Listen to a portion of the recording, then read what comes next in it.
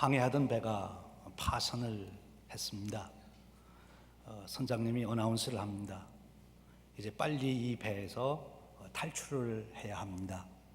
그래도 감사한 것은 1시간 후면 구조선이 온다고 연락이 왔으니 여러분 우리가 배를 탈출해서 1시간만 버티면 됩니다.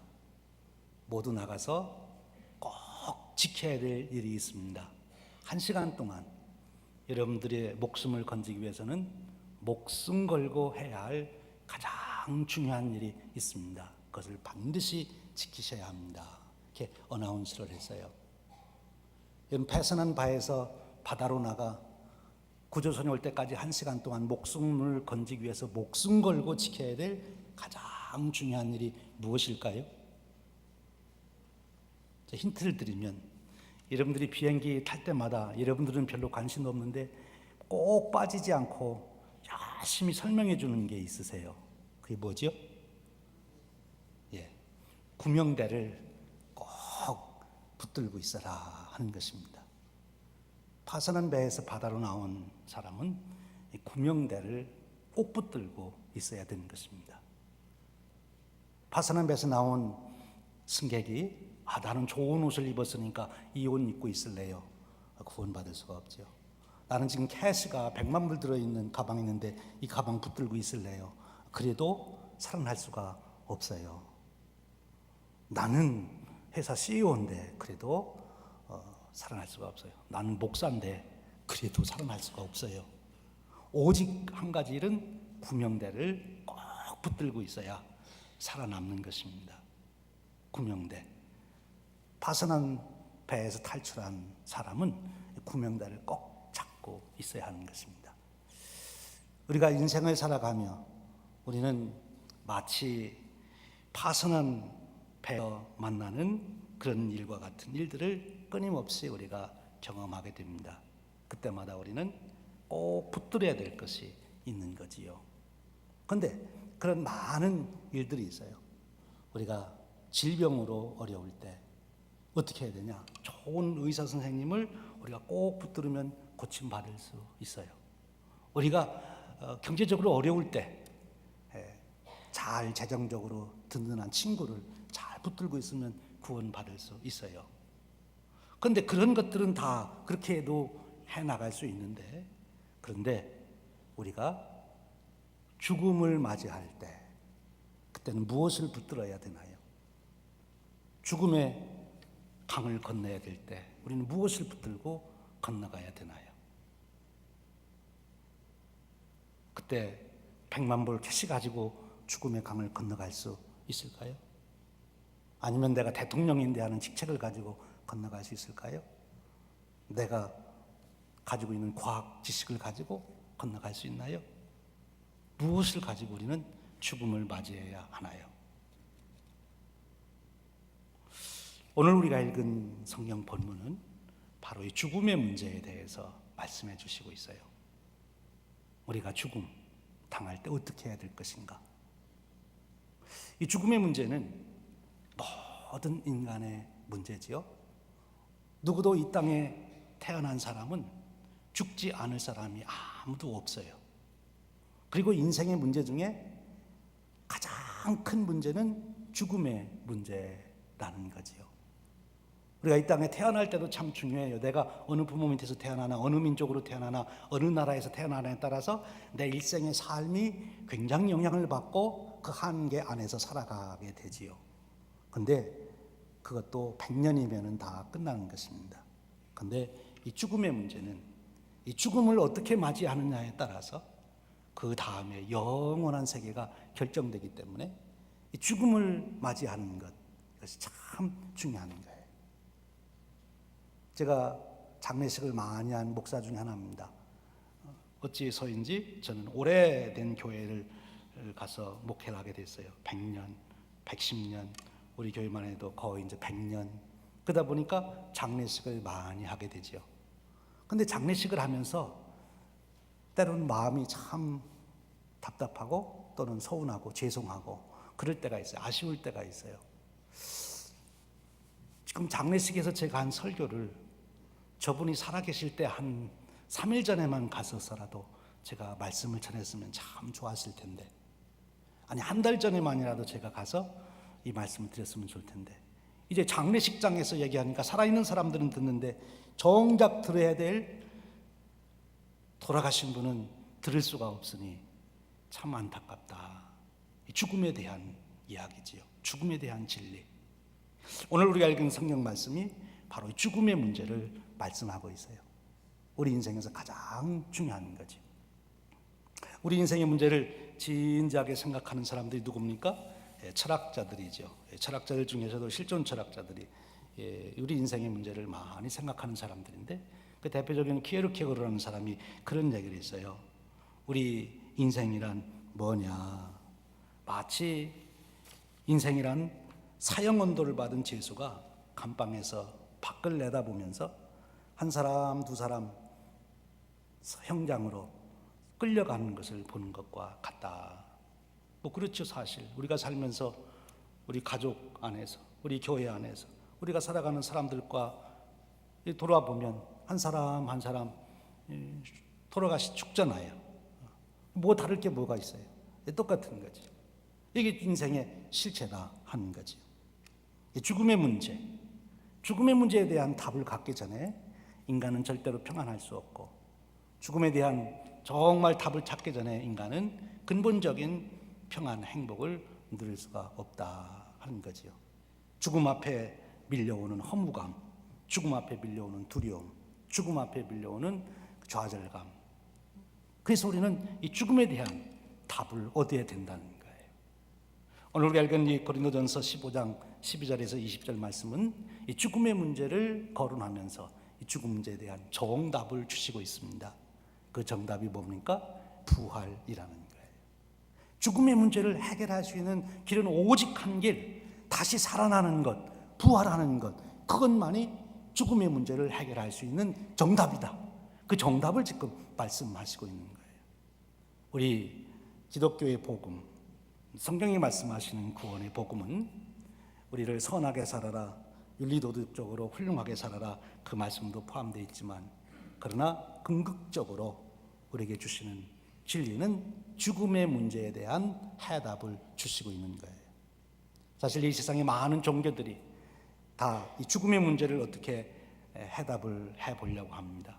그래서 윤회설을 얘기하기도 하고 영원 불멸설을 얘기하기도 하지만, 오늘 우리가 읽은 성경 말씀은 정말 우리 인생이라고 하는, 인간이라고 하는 존재가 어떤 존재냐, 죽음이 우리에게 왔을 때 우리에게는 어떤 일이 일어나는 것이냐, 그리스도인들이 맞이하는 죽음은 과연 그 실체가 무엇이냐 한 것을 바울이 분명하게 말씀해 주시고 있는 거예요. 여러분, 언젠가 우리는 죽음 앞에 서야 되고 죽음의 강을 다 건너가야 됩니다. 그때 우리가 꼭 붙들어야 될, 마치 난파된 배에서 빠져나와 바다에서 구명정을 붙들고 있듯이, 구명대를 붙들고 있듯이 우리가 절대적으로 붙들고 있어야 할 그것이 무엇이냐 하는 거예요. 그것을 오늘 말씀해 주시고 있는 것입니다. 바로 부활에 대한 소망, 믿음을 가지라는 거죠. 우리가 예수님을 믿습니다. 하나님을 믿습니다. 뭘 믿는다는가? 하나님이 어떤 분이라는 것, 하나님이 계시다고 하는 것을 믿는 믿음이 아니라, 그것을 넘어서서 하나님은 나를 다시 부활시키는 분. 우리가 예수님을 믿습니다. 예수님이 내 죄를 속량해 주신 구속의 은혜를 믿어요. 그런데 거기에서 끝나지 않고 부활하신 주님, 나를 다시 부활시켜서 그 영광스러운 부활의 영광의 자리에 나를 참여하도록 인도하시는 주님, 그 주님을 우리가 믿는 것, 이것이 구원의 완성이에요. 구원은 이 땅에서 우리가 살아가는 동안 선하게 사는 것으로 끝나지 아니하고 영원한 생명을 우리에게 주시되, 그것을 부활이라고 하는 사건을 통해서 우리에게 주시는 그 믿음, 그것이 우리 복음의 궁극적 목표다, 이렇게 우리가 말할 수 있어요. 오늘 우리가 이 부활에 대한 얘기를, 말씀을 우리가 생각하면서 우리가 이런 생각을 해봅니다. 부활이라고 하는 것은 사람이 죽은 육체가 다시 또 육신에 살아나는 것인데, 그렇다면 무엇이 전제가 되어야 되는가 하면 인간의 실체가 이 육체만 있는 것이 아니라 육체가 아닌 뭔가 다른 것이 있어야 되지 않느냐 하는 거예요. 즉 영혼이 있어야 되는 것이 아니냐. 우리 인간이 영혼이 있다면 우리 육신이 죽어도 그 영혼이 다시 육체와 함께 부활의 몸을 이룰 것이지만 우리 인간 존재 자체가 육체적인 것만이라면 죽음으로써 모든 것은 다 끝나고 더 이상 존재하지 않는 그런 자가 되지 않겠느냐 하는 거예요. 그래서 수많은 사람들이 지금 역사 이래 정말 인간은 육체만 가지고 있는 그런 존재냐, 아니면 인간에게는 영혼이라는 것이, 또 다른 일반적인 용어로는 혼이라는 것이, 또는 뭐 의식이라고 하는 것이 따로 있는 것이냐, 단순한 신경작용, 브레인의 신경작용이 아니라 정말 그 하나의 실체로서 무엇인가가 존재하고 있는 것이 아니냐, 거기에 대한 질문을 끊임없이 해왔지요. 그런 분들 중에 한 분이 최근에 연구에 의해서 일어난 것이 뭔가면 임사체험이라고 하는 거예요. 임사체험. 그 사람이 이제 죽음을 경험하고 죽음을 경험한 후에 자기가 그 죽음을 경험할 때 어떤 일을 경험했는가 하는 것을 사람들이 얘기를 해요. 근데 레이먼드 무디라고 하는 의사분이, 정신과 의사인데 철학 박사고, 그분이 그 임사체험한 사람들의 얘기를 150명 정도 얘기를 수집을 해봤어요. 그랬더니 얘기가 비슷한 거예요. 그리고 단순히 그동안 생각해왔던 저건 하나의 신경증이 하나다, 망상이다, 이 뇌의 작용 때문에 저렇게 착각할 수가 있는 것이다, 그렇게 하기에는 너무나 말이 안 되는 그런 얘기를 하는 거예요. 예를 들면 이런 얘기를 하는 거예요. 내가 수술을 받는데 죽었다.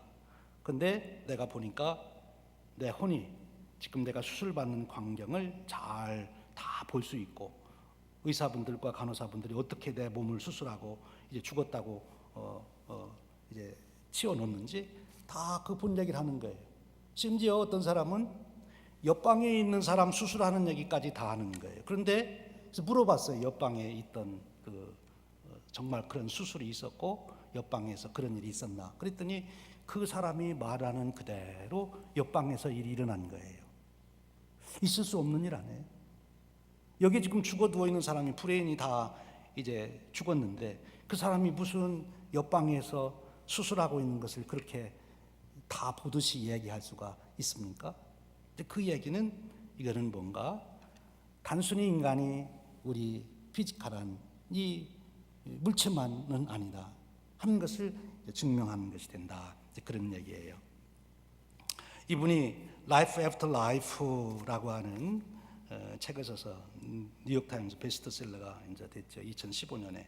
근데 2012년에 또 한 분이 여기에 조금 더 우리의 관심을 불러일으키는 그런 책을 내게 됩니다. The Proof of Heaven이라고 하는 책인데, 이 Proof of Heaven이라는 책은 2012년에 나왔어요. 이 책도 그해 1년 동안 뉴욕타임스 베스트셀러가 되는데, 이 책의 저자인 에벤 알렉산더라고 하는 분은 신경외과 의사입니다. 그런데 이분은 본인이 직접 임사체험을 한 거예요. 본인이 꼬마 상태에 들어갔습니다. 그래서 다른 모든 의사들이 이 사람 브레인은 죽었습니다, 뇌사를 선언하고 죽었고, 그러니까 가족들에게 이 모든 인공호흡하는 거 뭐 다 빼십시오, 이렇게 얘기를 했는데 결론적으로 이분이 살아났어요. 그런데 그분이 그 브레인 사망을 진단받고 그 죽어있던 순간에 그분이 경험한 바를 그가 이제 살아나서 쓴 책이 Proof of Heaven이라는 책이에요. 부제로는 Neurosurgeon's Journey into the Afterlife라는 그런 책을 썼습니다. 지금은 그래서 Life After Life Institute라고 하는 그런 연구기관이 만들어져서 많은 과학자들하고 의사분들이 거기에 조인해서 연구를 하고 있다, 그렇게 얘기합니다. 물론 이 임사 체험을 가지고 우리가 부활을 설명할 수 있는 것은 아니에요.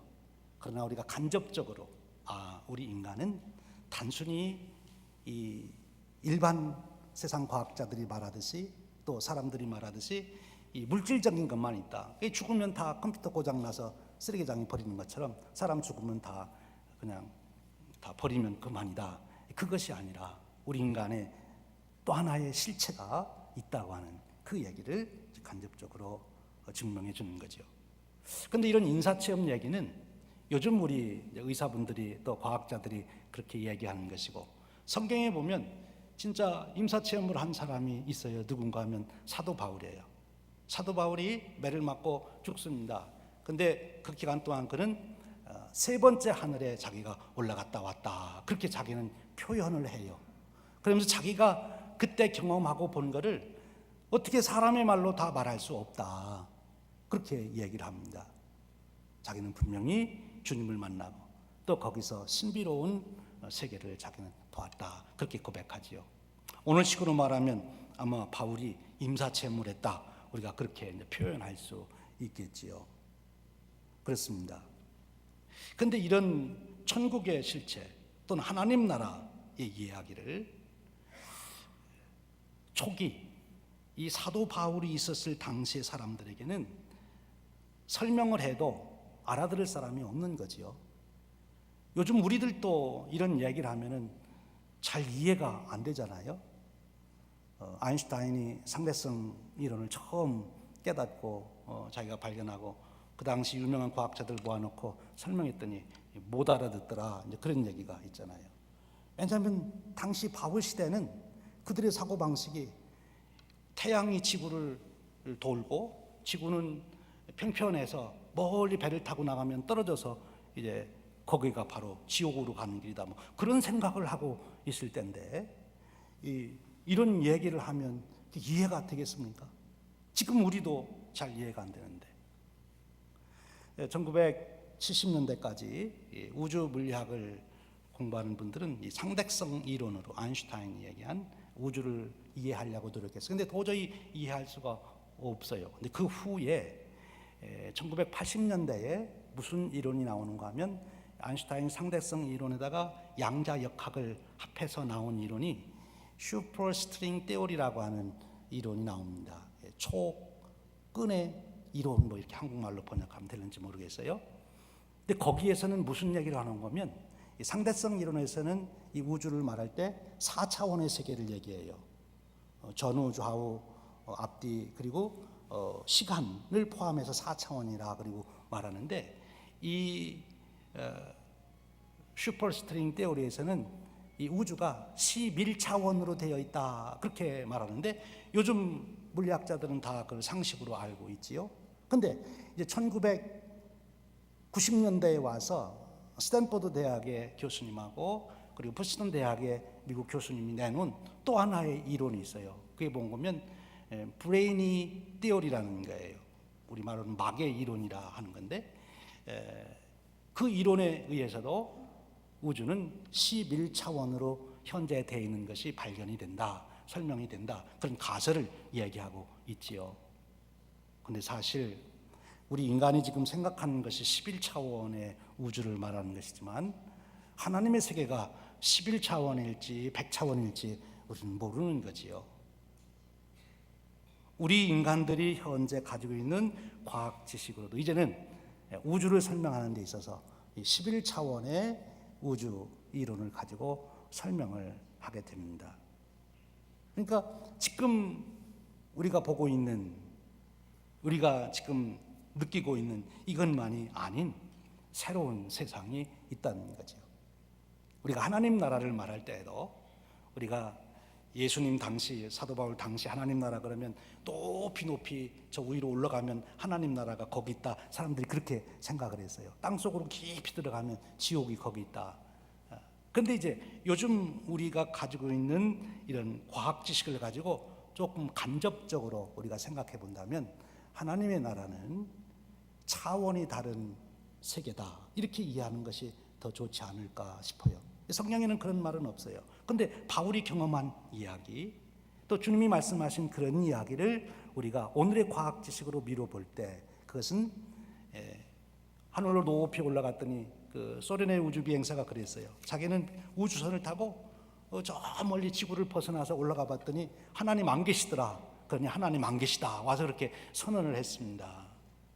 하나님은 그렇게 존재하시는 분이 아닌 거지요.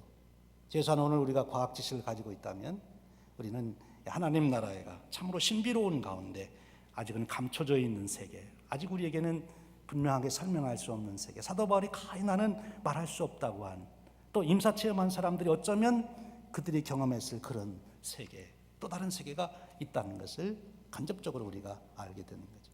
이제 우리는 더 본질적으로 성경 말씀에 들어가서 분명히 성경은 우리에게 천국이 있음을 말씀하시고 영생이 있음을 말씀해 주십니다. 오늘 특별히 거기에 대한 확실한 하나의 개체로 부활에 대한 말씀을 해 주시고 있어요.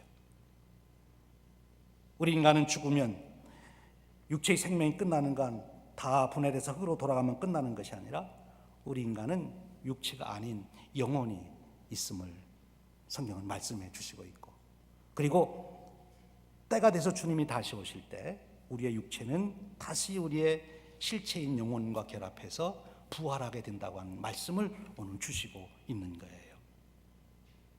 이것이 오늘 바울이 우리에게 전한 복음의 핵심입니다. 우리 기독교의 신앙의 핵심이에요.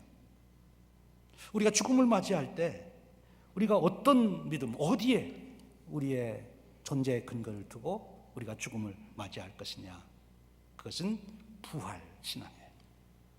그러면서 오늘 사도 바울은 우리가 그 부활을 이론적으로 설명할 수 없으니 그저 하나의 분명한 증거 하나만을 제시합니다. 그 증거가 뭔가면 예수님이 부활하신 거예요. 그래서 지금 고린도전서 15장을 보면 계속해서 예수님의 부활에 대해서 지금 말씀하고 있어요. 1절에서부터 11절까지도 그 말씀하시고 지금 12절에서 20절 그 후에도 계속 15장 내내 예수님의 부활 사건에 대한 말씀을 주시고 있어요. 예수님의 부활이 바로 우리의 부활의 증거가 된다 하는 것입니다. 예수님의 부활을 보아라, 우리가 증거한다. 사실 당시 고린도 교회도 처음에는 예수님을 믿고 이런 복음의 믿음을 가지고 있었던 자들이, 거짓 교사들이 와서 그들을 혼돈하게 만들었어요. 그 당시에 최고의 지성인들이지요. 그들이 와서 주장하는 것은 그거예요. 플라톤 철학의 근거를 두고 우리 인간이 죽으면 어떻게 육체가 살겠냐, 산다고 하는 것은 영혼이 죽지 않는 것을 말한다. 그래서 영혼 불면서를 얘기하고 또 영혼 수면서를 얘기하고, 그래서 이단들이 지금 고린도 교회에 들어온 거예요. 육체의 부활을 부정하는 거죠. 바로 그들 앞에서 사도 바울은 아니다, 예수님은 분명히 죽은 자 가운데서 부활하셨고 나도 그런 천국의 경험을 했고 우리가 죽지만 그러나 주님 오실 때 우리는 다시 부활하는 것이다. 이것이 죽음에 직면하는 그리스도인들이 가져야 될 믿음이라는 거예요.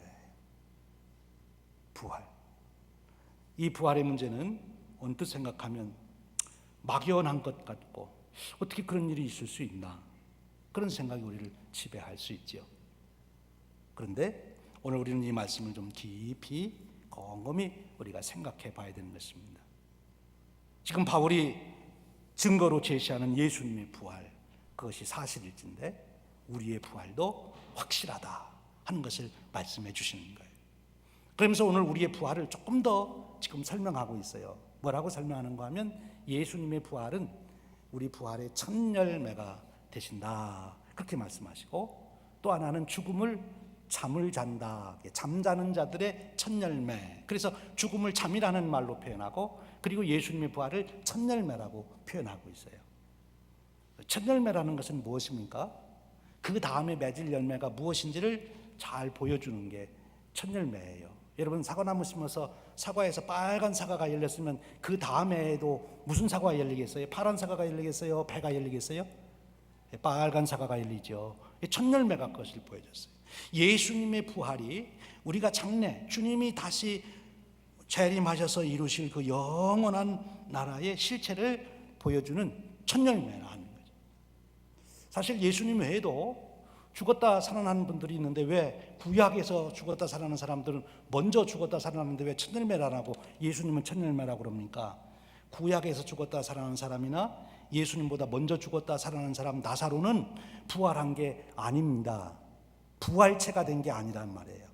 그냥 우리의 생명이 잠시 했다가 임사체험한 사람들처럼 임사체험으로 그분들은 살아난 거예요. 그래서 그분들은 다시 죽었어요.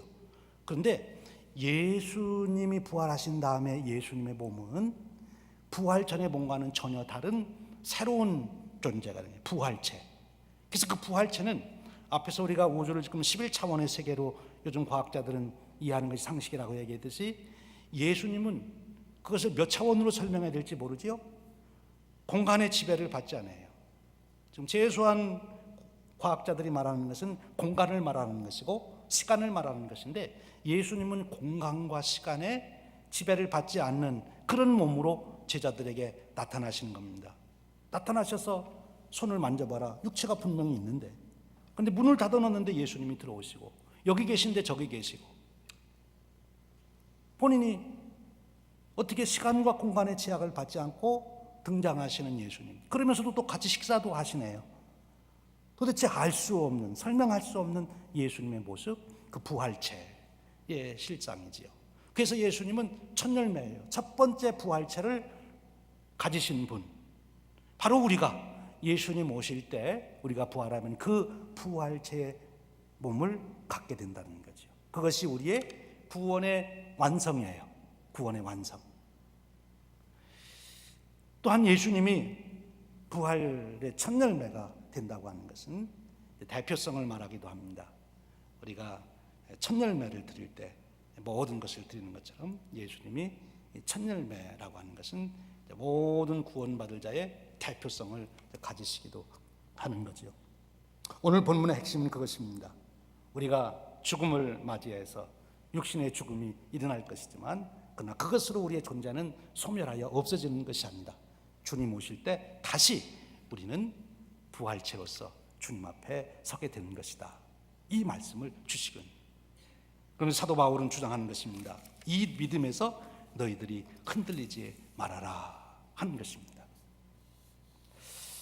사랑하는 여러분, 어떻습니까? 구명대를 꼭 붙들고 1시간 후면은 나를 구하러 올 구조선이 있는 것을 확신하는 그 난파선에서 탈출한 사람은 지금 파도가 이렇게 밀려오는 거예요. 아이고 큰일 났다. 파도에 빠져 죽으면 어떡하지? 그런 생각 가지겠어요? 그것이 확실한 사람은 파도가 오면 잘됐다. 파도 타기나 한번 해보자. 그래서 파도가 밀려오면 파도 타기라고 좀 더 큰 파도가 안 밀려오나? 이런 때 한번 그 파도 타기나 제대로 해보자. 그래서 큰 파도가 밀려오면 파도를 타면서 구명선이 오기를 기다릴 거예요. 여러분, 우리 인생을 살아가며 마치 난파된 배에서 나와 바다에서 구명대를 붙들고 파도를 만나는 사람처럼 우리는 인생의 여정에 많은 일들을 만납니다. 질병의 파도, 경제적인 어려움, 인간관계의 어려움, 우리가 살아가며 수없는 파도가 우리에게 밀려오는데, 여러분, 이 부활의 소망을 가진 확신이 있는 사람들은 그런 파도가 올 때 어떡하나, 두려움에 잡히거나 큰일 났구나, 내 인생 끝났구나, 그럴 수 없다는 거지요. 오히려 파도야 와봐라, 한번 파도 타게 해보자. 더 큰 문제가 생기면 뭐 죽기 뺏기 더 하겠어. 죽고 나면 다시 또 부활할 건데 내가 조금 더 다른 친구들보다 먼저 가는 것 뿐이지. 저녁에 잠자리에 들으실 때 편안한 침대에 들어가실 때 다른 사람보다 조금 더 일찍 침대에 들어갈 수 있는 것이고, 그래도 내일 아침 다시 일어날 소망을 갖고 편안한 마음에 들어갈 수 있는 거죠. 여러분의 인생을 무엇이 허무하게 만드시고 무엇이 낙심하게 만들고 무엇이 여러분들을 두렵게 하고 계십니까? 결국 곰곰이 생각해 보면 우리 모두는 실존 철학자들의 이야기대로 죽음 앞에서 우리 모든 생명체를 가지고 있는 존재는 두려워하게 되는 것이고 불안해하는 것이고 허무해하는 것입니다. 근데 오늘 사도 바울은 우리에게 증거해 주시는 거예요. 내 인생의 뿌리가 어디에 있느냐? 내 존재의 근거가 어디에 있느냐? 우리 주님 예수 그리스도께서 부활하셔서 우리에게 첫 열매로 확증해 주지 아니했느냐? 여러분, 언젠가 우리가 모두 죽음의 강을 건너가야 될 것입니다. 그때 노후대책 차려놨다고 평안하게 건너갈 수 있을까요? 그때 내가 세상에 권세를 가지고 있다고 호령을 부리며 건너갈 수 있을까요? 내가 과학 지식이 많으니까 나는 뭐 방법이 있겠지, 그렇게 할 수 있을까요? 죽음의 강을 건너갈 때 그 평안함, 담대함, 소망을 갖는 것은 우리의 궁극적 소망인 우리 주 예수 그리스도를 통한 부활의 은혜, 그 은혜만이 우리를 지켜주는 것입니다. 여러분, 오늘 현실을 살아가면서도 여러분 인생에 수많은 파도가 몰려오지만 이 부활의 신앙에 여러분의 뿌리를 내린 사람들은 그래, 파도야 쳐봐라, 파도 타기 하며 인생을 한번 살아보자. 최악의 경우 가도 죽기밖에 더 하겠냐, 파도야 밀려와라. 그것이 그리스도인의 삶이에요. 그래서 우리는 언제나 평안 가운데, 그리고 내가 해야 할 일을 놓고 그것 때문에 당황하거나 혼돈하지 않고 내가 할 일을 끝까지, 죽음 건너갈 그때까지 우리가 그 일을 넉넉하게 감당할 수 있는 거예요. 사랑하는 여러분, 오늘 여러분의 인생의 존재의 근거를 어디에 두고 계십니까? 오늘 우리 주님 예수 그리스도께서 우리에게 증거해 주신 부활의 소망, 거기에 우리의 인생의 뿌리를 내리고 여러분의 인생의 여정 중에 어떤 파도가 몰려오더라도 넉넉한 마음으로 건너가실 수 있는 그런 축복이 있으시기를 축원합니다. 뿐만 아니라 최후에 정말 우리 모두가 건너가야 될 그 죽음 앞에서도 우리는 편안하게 내가 준비된 침대에 들어가 내일 아침을 기다리듯이 우리가 바로 평안 중에 내 죽음을 맞이할 수 있는 그런 믿음, 그런 축복이 저와 여러분의 인생 되시기를 주님의 이름으로 축원드립니다. 함께 기도하겠습니다. 하나님 아버지, 참으로 감사합니다. 오늘 저희들을 부르셔서 우리 인생 존재가, 그 실체가 무엇인지를 다시 곰곰이 생각하게 하시며 우리 주님 예수 그리스도의 부활의 복음 안에서 우리 인간의 존재가 무엇인지를 깨닫게 하시고 확증하시고 거기에 인생의 뿌리를 두게 하시니 감사합니다. 이 땅에 오셔서 내 죄를 속량해 주셨을 뿐만 아니라 이제는 내 죽은 몸을 다시 부활시켜 그 영원한 영광에 동참케 하실 주님, 부활의 주님을 바라봅니다. 다시 주님 오시는 그날 우리가 함께 부활의 영광 중에 주님 앞에서 설 것을 우리는 고대하며 믿습니다. 하나님, 이 믿음으로 오늘 현실도 승리케 하여 주시옵소서. 인생에 불어오는 수많은 파도들, 밀려오는 파도들을 하나님 이 확신을 가지고 넉넉한 마음으로 감당하게 하시되 당황하지 않게 하시고 불안하지 않게 하여 주시고 평안 중에 승리로운 인생을 살아가도록 축복해 주시옵소서. 우리 주님 예수 그리스도의 이름으로 기도하옵나이다. 아멘.